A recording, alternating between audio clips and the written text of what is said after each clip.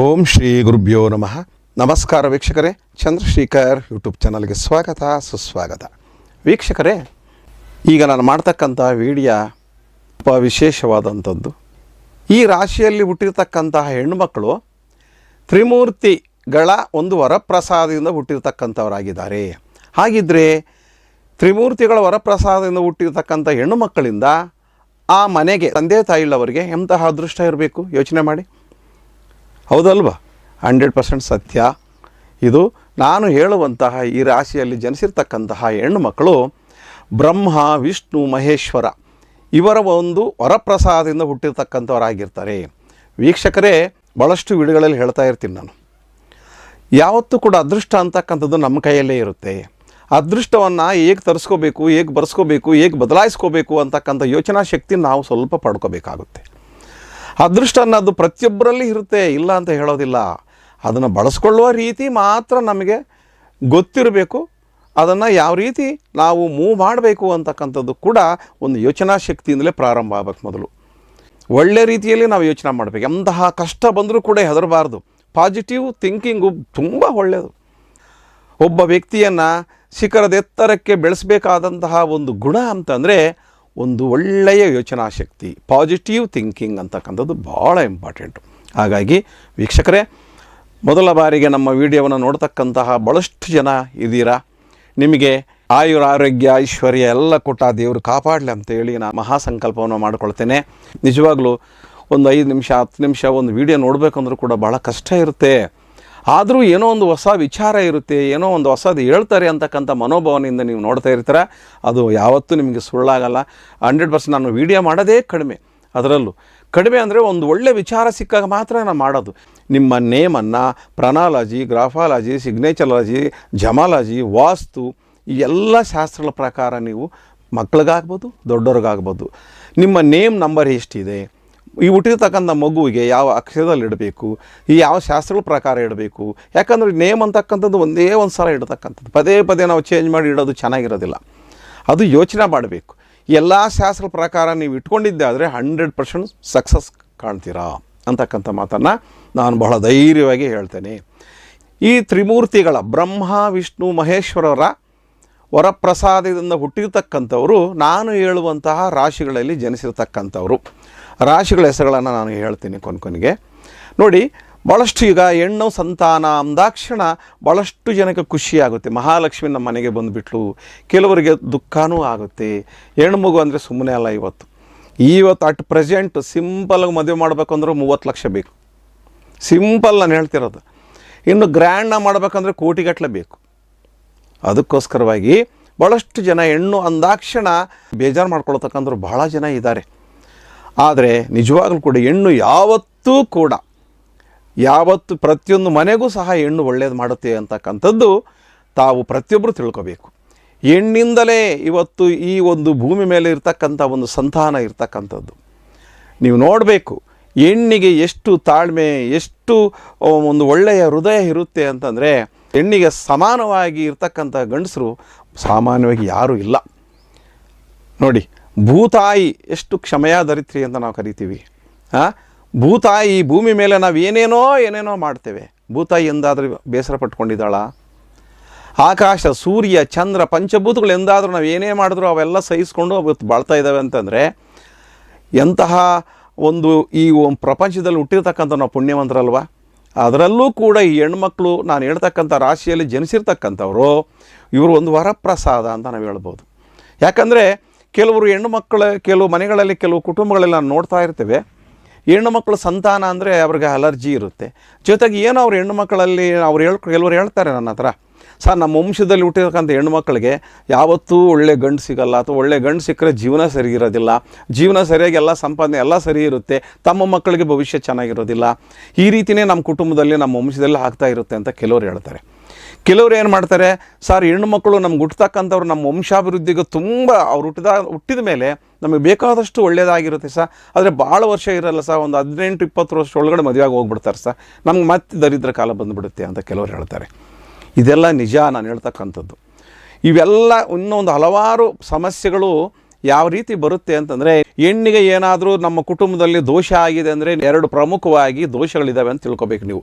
ನಿಮ್ಮ ಮನೆ ದೇವರಿಗೆ ನೀವು ಮಾಡ್ತಕ್ಕಂತಹ ಯಾವುದೋ ಕೆಲವು ಹರಕೆಗಳು ಮಾಡಿರಲ್ಲ, ಹರಕೆಗಳು ತೀರಿರೋದಿಲ್ಲ, ಮನೆ ದೇವರ ಒಂದು ಸಮಸ್ಯೆ ದೋಷ ಇರುತ್ತೆ. 2ನೇದು ಬಂದು ಪಿತೃದೋಷ ಇರುತ್ತೆ. ಇವೆರಡನ್ನು ನೀವು ಸರಿಪಡಿಸ್ಕೊಂಡಿದ್ದಾದರೆ ನಿಮ್ಮ ಮನೆಯಲ್ಲಿ ಹುಡ್ತಕ್ಕಂಥ ಹೆಣ್ಣು ಮಕ್ಕಳಿಗೆ ನಿಜವಾಗಲೂ ಒಳ್ಳೆಯದೇ ಆಗುತ್ತೆ. ಇನ್ನೊಂದು ವರ್ಗ ಇದೆ, ಹೆಣ್ಣಾಗಲಿ ಗಂಡಾಗಲಿ ಸಮನಾಗಿ ಅವರನ್ನು ಕಾಣ್ತಕ್ಕಂಥದ್ದು ಪದ್ಧತಿ ಕೆಲವರಲ್ಲಿ ಇರುತ್ತೆ. ನೋಡಿ, ಇದು ತುಂಬ ಒಳ್ಳೆಯದು. ಈ ಭೂಮಿ ಮೇಲೆ ಯಾವುದು ಶಾಶ್ವತವಲ್ಲ, ಎಲ್ಲದೂ ಕೂಡ ಬದುಕುವ ಹಕ್ಕು ಇರುತ್ತೆ, ಅದಕ್ಕೆ ಅದು ಬದುಕಿರುತ್ತೆ. ಈ ಭೂಮಿ ಮೇಲೆ ಒಂದು ಪ್ರಾಣಿ ಬರಬೇಕು ಅಂತಂದರೆ ಅದು ಏನೋ ಒಂದು ಸಾಧನೆ ಇರುತ್ತೆ, ಅಥವಾ ಏನೋ ಒಂದು ಅದು ಋಣ ಇರುತ್ತೆ. ಇಲ್ಲದಿದ್ದರೆ ಸುಮ್ಮನೆ ಬರೋದಿಲ್ಲ. ಕೆಲವರು ವಂಶದಲ್ಲಿ ಕೂಡ ಹೆಣ್ಣಿಂದಲೇ ನಷ್ಟ, ಹೆಣ್ಣಿಂದಲೇ ಅವಮಾನ, ಹೆಣ್ಣಿಂದಲೇ ನಮಗೆಲ್ಲ ತುಂಬ ಕಷ್ಟಗಳು ಅಂತ ಹೇಳ್ತಾ ಇರ್ತಾರೆ. ಇದೆಲ್ಲ ಕೂಡ ಜೀವನದಲ್ಲಿ ಆಗಬೇಕಾಗಿದ್ದು ಆಗಲೇಬೇಕು. ಆದರೆ ಹಾಗೇ ಆಗುತ್ತೆ, ಅಥವಾ ಆಗಲೇಬೇಕು ಅಂತ ನಾವು ಸುಮ್ಮನೆ ಕೂತ್ಕೊಂಡ್ರೆ ಆಗುತ್ತಾ? ಆಗೋದಿಲ್ಲ. ನಮಗೆ ಸಮಸ್ಯೆ ಬಂದಾಕ್ಷಣ ನಾವು ಏನಾದರೂ ಒಂದು ಪರಿಹಾರವನ್ನು ಕಂಡುಕೋಬೇಕು. ನೋಡ್ಕೋಬೇಕು ನಮ್ಮದು ಯಾವ ರಾಶಿ, ಯಾವ ನಕ್ಷತ್ರ, ನಮಗೆ ನಮ್ಮ ನೇಮ್ ನಂಬರ್ ಎಷ್ಟಿದೆ, ಈ ಶಾಸ್ತ್ರ ಪ್ರಕಾರ ಎಷ್ಟಿದೆ, ಈ ಶಾಸ್ತ್ರ ಪ್ರಕಾರ ಎಷ್ಟಿದೆ ಅಂತ ಎಲ್ಲ ನೋಡಿಕೊಂಡಾಗ ನಮಗೆ ನಿಜವಾದಂತಹ ಒಂದು ಫಲಿತಾಂಶ ನಮಗೆ ಸಿಗುತ್ತೆ. ತಕ್ಷಣಕ್ಕೆ ನಾವು ಅವೆಲ್ಲ ಕೂಡ ಸರಿಪಡಿಸ್ಕೋಬೇಕಾಗುತ್ತೆ. ನಮಗೆ ಈ ರೀತಿ ಮಾಡ್ಕೊಳ್ಳೋದ್ರಿಂದ ನಮ್ಮ ಲೈಫೇ ಒಂದು ಉಜ್ವಲವಾದ ಲೈಫ್ ಆಗೋದ್ರಲ್ಲಿ ಸಂಶಯವೇ ಇಲ್ಲ ಅಂತಕ್ಕಂಥದ್ದು ಮಾತನ್ನು ಹೇಳ್ತೀನಿ. ಈ ಎಲ್ಲ ಅಂಶಗಳು ಕೆಲವೊಂದು ಸಲ ಕೆಲವೊಂದು ಸಂತಾನದಿಂದ ಹೆಣ್ಣು ಮಕ್ಕಳಿಗೆ ತುಂಬ ಒಳ್ಳೆಯದಾಗಿ ಹೋಗುತ್ತೆ, ಹೆಣ್ಣು ಮಕ್ಕಳಿಗೆ ಒಳ್ಳೆಯದಾಗಿ ಹೋಗುತ್ತೆ. ಕೆಲವರಿಗೆ ತಂದೆ ತಾಯಿಗಳಿಗೆ ಒಳ್ಳೆಯದಾಗುತ್ತೆ, ತಂದೆ ತಾಯಿಗಳು ಕುಬೇರರಾಗಿ ಹೋಗ್ಬಿಡ್ತಾರೆ. ಅವ್ರ ವಂಶದಲ್ಲೇ ಈ ಹೆಣ್ಣು ಮಗಳನ್ನ ಎಷ್ಟು ಚೆನ್ನಾಗಿ ನೋಡ್ಕೊಳ್ತಾರೆ ಅಂದರೆ, ಅವಳು ಹುಟ್ಟಿದಾಗಲಿಂದ ನಮ್ಗೆ ಇಷ್ಟೊಂದು ಸಿರಿ ಸಂಪತ್ತು ಬಂದಿದ್ದು ಅಂಥೇಳಿ ಅವ್ರನ್ನ ಚಿನ್ನ ಬಂಗಾರದಿಂದ ಹಣದಿಂದ ಅವ್ರನ್ನ ತೃಪ್ತಿಪಡಿಸ್ತಾರೆ ತಮ್ಮ ಹೆಣ್ಣು ಮಕ್ಕಳನ್ನು. ಗಂಡನ ಮನೆಗೆ ಕಳಿಸುವ ಸಂದರ್ಭದಲ್ಲಾಗ್ಬೋದು, ಕುಟುಂಬದಲ್ಲಾಗ್ಬೋದು, ಭಾಳ ಚೆನ್ನಾಗಿ ತಾಯಿ ಅಂತ ನೋಡ್ಕೊಳ್ತಿರ್ತಾರೆ. ತನ್ನ ತಾಯಿನೇ ಮರುಜನ್ಮ ಪಡೆದು ಬಂದಿದ್ದಾಳೆ ಅನ್ನೋ ರೀತಿಯಲ್ಲಿ ಕೆಲವರು ತಂದೆ ತಾಯಿ ಇಲ್ಲದೆ ಇರ್ತಕ್ಕಂಥವ್ರು ಆ ಮಕ್ಕಳನ್ನು ಚೆನ್ನಾಗಿ ನೋಡ್ಕೊಳ್ತಕ್ಕಂಥವ್ರೆ.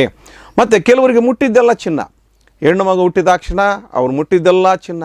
ವ್ಯಾಪಾರದಲ್ಲಿ ಎಲ್ಲ ಏನು ಬಂಡವಾಳ ಹಾಕಿದ್ರೆ ನಾವು 2 ಪಟ್ಟು 3 ಪಟ್ಟು ವಾಪಸ್ ಬರ್ತಾನೆ ಇರುತ್ತೆ. ಮತ್ತು ರಿಯಲ್ ಎಸ್ಟೇಟ್ ಮಾಡ್ತಿರ್ತಾರೆ, ಅವ್ರಿಗೆ ಏನು ಎಲ್ಲೋದ್ರೂ ಕೂಡ ಕಾಸು ಕಾಸು ಕಾಸು, ಮನೆ ತುಂಬ ಹಣ, ಮನೆ ತುಂಬ ಬಂಗಾರ. ಈ ರೀತಿಯಾಗಿ ಪ್ರತಿಯೊಬ್ಬರು ಕೂಡ ಕೆಲವರು ಏನು ಮಾಡ್ತಾರೆ, ಒಂದು ಫ್ಯಾಕ್ಟ್ರಿ ಇಡ್ತಾರೆ, ಹೆಣ್ಮಗು ಹುಟ್ಟಿದ ತಕ್ಷಣ ಅದು ಫ್ಯಾಕ್ಟ್ರಿ, ಇನ್ನೊಂದು ಬ್ರಾಂಚ್ ಈಗ ಬೆಳ್ಕೊಂಡು ಹೋಗ್ಬಿಡ್ತಾರೆ.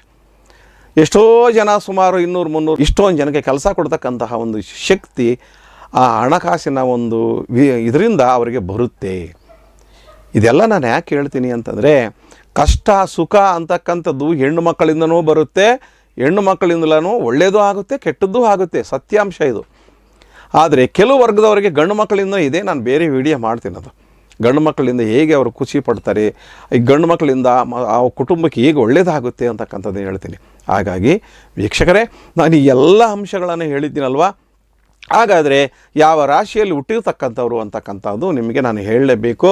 ಯಾವಂದರೆ ಮೊದಲನೇದು ಕಟಕ ರಾಶಿ. ಕಟಕ ರಾಶಿ ಅಧಿಪತಿ ಯಾರು? ಚಂದ್ರ. ಚಂದ್ರ ಅಂದಾಕ್ಷಣ ನಮಗೆ ಮನಸ್ಸಿನ ಕಾರಕ. ಚಂದ್ರ ನಮ್ಮ ಜಾತಕದಲ್ಲಿ ಬಹಳ ಪವರ್ಫುಲ್ ಆಗಿರಬೇಕು. ಸ್ವಲ್ಪ ವೀಕ್ ಆಗಿಬಿಟ್ರೆ ಮನಸ್ಸು ಅಂತಕ್ಕಂಥದ್ದು ಬಹಳ ನಿಶ್ಚಲವಾದ ತೀರ್ಮಾನವನ್ನು, ದೃಢ ನಿರ್ಧಾರವನ್ನು ತಗೋಬೇಕಂದ್ರೆ ನಮ್ಮ ಜಾತಕದಲ್ಲಿ ಚಂದ್ರ ಅಂತಕ್ಕಂಥವನು ಒಳ್ಳೆಯ ಸ್ಥಾನಮಾನವನ್ನು ಪಡ್ಕೊಂಡಿರಬೇಕು. ಒಂದು. 2ನೇ ರಾಶಿ ಯಾವುದಪ್ಪ ಅಂತಂದರೆ ನಾವು ಧನಸ್ಸು ರಾಶಿ. ಧನಸ್ಸು ಅಂದರೆ ಏನು? ಗುರು. ಧನಸ್ಸು ರಾಶಿಯ ಅಧಿಪತಿ ಗುರು. ಗುರು ಅಂತಕ್ಕಂಥವನು ಹೇಗೆ? ತನ್ನ ವ್ಯಾಪಾರದಲ್ಲಾಗ್ಬೋದು, ತನ್ನ ಸಾಂಸಾರಿಕ ಜೀವನದಲ್ಲಾಗ್ಬೋದು, ತನ್ನ ವಿದ್ಯಾಭ್ಯಾಸದಲ್ಲಾಗ್ಬೋದು, ಸಿರಿ ಸಂಪತ್ತು ಬರೋದ್ರಲ್ಲಾಗ್ಬೋದು. ಬಹಳ ಪ್ರಮುಖವಾದ ಕಾರಣ ಗುರುಗ್ರಹ. ಆ ಗುರು, ಧನಸ್ಸು ರಾಶಿಯ ಅಧಿಪತಿ ಗುರು ಆಗಿರ್ತಕ್ಕಂಥವನು, ಆ ಗುರು ಅಂತಕ್ಕಂಥವನು ಕೂಡ ನಿಮ್ಮ ರಾಶಿಯಲ್ಲಿ 11ನೇ ಮನೆಯಲ್ಲಾಗ್ಬೋದು, 2ನೇ ಮನೆಯಲ್ಲಾಗ್ಬೋದು, ಲಗ್ನದಲ್ಲಾಗ್ಬೋದು, 5ನೇ ಮನೆ ಆಗ್ಬೋದು, 9ನೇ ಮನೆ ಆಗ್ಬೋದು, 11ನೇ ಮನೆ, 10ನೇ ಮನೆಯಲ್ಲಿದ್ದರೆ ನಿಮ್ಮ ನಡೆಯೋಕ್ಕೆ ಸಾಧ್ಯತೆಯೇ ಇಲ್ಲ. 100% ನೀವು ಕೋಟ್ಯಾಧೀಶ್ವರ ಆಗೋದರಲ್ಲಿ ಸಂಶಯವೇ ಇರೋದಿಲ್ಲ. ಇನ್ನು 3ನೇ ಒಂದು ರಾಶಿ ಯಾವುದು ಅಂತಂದರೆ ಮಕರ ರಾಶಿ. ಮಕರ ರಾಶಿ ಅಂದ ತಕ್ಷಣ ಶನಿ ಅಧಿಪತಿ. ಶನಿ ಅಂದಾಕ್ಷಣ ನಿಮಗೆಲ್ಲರಿಗೂ ಭಯ ಯಾಕ್ರಿ ಪಡ್ತೀರಾ? ಶನಿ ಮಹಾತ್ಮ ನಿಜವಾಗ್ಲೂ ಒಳ್ಳೆಯದನ್ನೇ ಮಾಡ್ತಕ್ಕಂಥವ್ನು. ನಾವು ನ್ಯಾಯ, ನೀತಿ, ಧರ್ಮ, ನಿಷ್ಠೆ ಇವೆಲ್ಲ ನಮ್ಮಲ್ಲಿ ಮೈಗೂಡಿಸ್ಕೊಂಡ್ರೆ ಶನಿ ಮಹಾತ್ಮ ಅಂತಕ್ಕಂಥವನು ನಮಗೆಲ್ಲ ಅಷ್ಟೈಶ್ವರ್ಯಗಳನ್ನು ಕೊಡ್ತಾನೆ, ಆಶೀರ್ವಾದವನ್ನು ಮಾಡ್ತಾನೆ. ಹೆದರಬೇಡಿ. ಈ 3 ರಾಶಿಯವರು ನಾನು ಹೇಳಿರ್ತಕ್ಕಂತಹ ಈ ರಾಶಿಯಲ್ಲಿ ಹುಟ್ಟಿರ್ತಕ್ಕಂಥ ಹೆಣ್ಣುಮಕ್ಕಳು ಬ್ರಹ್ಮ ವಿಷ್ಣು ಮಹೇಶ್ವರರ ವರಪ್ರಸಾದದಿಂದ ಜನಿಸಿರ್ತಕ್ಕಂಥವ್ರು. ಹಾಗಿದ್ದಾಗ ತವ್ರ ಮನೆ ಇನ್ನು ಹೇಗೆ ಸಿರಿ ಸಂಪತ್ತಿನಿಂದ ವೈಭೋಗದಿಂದ ಅವರು ಜೀವನ ಮಾಡಬೇಕೋ ಅದಕ್ಕೋಸ್ಕರವಾಗಿ ವೀಕ್ಷಕರೇ ಒಂದು ಸಲ ತಮ್ಮ ಡೇಟ್ ಆಫ್ ಬರ್ತನ್ನು ತಮ್ಮ ಪ್ರಾನಾಲಜಿ, ಗ್ರಾಫಾಲಜಿ, ಸಿಗ್ನೇಚರಾಲಜಿ, ವಾಸ್ತು ಪ್ರಕಾರ, ಜಮಾಲಜಿ ಪ್ರಕಾರ ನೇಮನ್ನು ಕರೆಕ್ಷನ್ ಮಾಡಿಕೊಳ್ಳಿ. ತಮ್ಮ ಮಕ್ಕಳಿಗೆ ಹೆಣ್ಣುಮಕ್ಕಳಿಗೆ ಹೆಸರನ್ನು ಇಡುವಾಗ ಹೀಗೆ, ಹೆಣ್ಣುಮಕ್ಕಳಿಗೆ ಹೆಸರನ್ನು ಇಡುವಾಗ ಇಷ್ಟೇ ಅಕ್ಷರ ಇರಬೇಕಂತಕ್ಕಂಥ ನಾನು ಭಾಳಷ್ಟು ವಿಡಿಯೋ ಮಾಡಿದ್ದೀನಿ. 3 ಅಕ್ಷರದಲ್ಲಿ ಹೆಸರಿರಬೇಕು, 2 ಅಕ್ಷರದಲ್ಲಿ ಇರಬಾರ್ದು, 4 ಅಕ್ಷರದಲ್ಲಿ ಇರಬಾರ್ದು, 5 ಅಕ್ಷರದಲ್ಲಿ ಇರಬಾರ್ದು. ನಾನು ಹೇಳ್ತಕ್ಕಂಥ ಬರೀ 3 ಅಕ್ಷರದಲ್ಲೇ ಹೆಸರನ್ನು ಇಟ್ಕೊಂಡು ನೋಡಿ ಎಂತಹ ಸಕ್ಸಸ್ ಕಾಣ್ತಾರೆ ನಿಮ್ಮ ಲೈಫಲ್ಲಿ. ನಿಮ್ಮ ಮಕ್ಕಳು ಎಷ್ಟು ಚೆನ್ನಾಗಿ ಪ್ರಭಾವ ಬೀರ್ತಾರೆ ನಿಮ್ಮ ಸಿರಿ ಸಂಪತ್ತಿಗೆ ಅನ್ನೋದು ನಿಮಗೆ ಗೊತ್ತಾಗುತ್ತೆ. ಹಾಗಾಗಿ ವೀಕ್ಷಕರೇ, ಈ ಒಂದು ವಿಡಿಯೋ ಇಷ್ಟ ಆದರೆ ಲೈಕ್ ಮಾಡಿ, ಸಬ್ಸ್ಕ್ರೈಬ್ ಮಾಡಿ, ಕಮೆಂಟ್ ಮಾಡಿ ಮತ್ತು ಎಲ್ಲರಿಗೂ ಇದನ್ನು ಶೇರ್ ಮಾಡೋದು ಮುಖಾಂತರವಾಗಿ ಇಂತಹ ವಿಡಿಯೋಗಳನ್ನು ನಿಮ್ಮ ಸ್ನೇಹಿತರುಗಳಿಗೆ, ನಿಮ್ಮ ಗ್ರೂಪ್ಗಳಿಗೆ ಕಳಿಸ್ಕೊಡಿ, ಎಲ್ಲರೂ ತಿಳ್ಕೊಳ್ಳಿ. ಈ ಮಾತನ್ನು ಹೇಳ್ತಾ ವೀಕ್ಷಕರೇ, ನಿಮ್ಮೆಲ್ಲರಿಗೂ ಕೂಡ ಧನ್ಯವಾದಗಳು.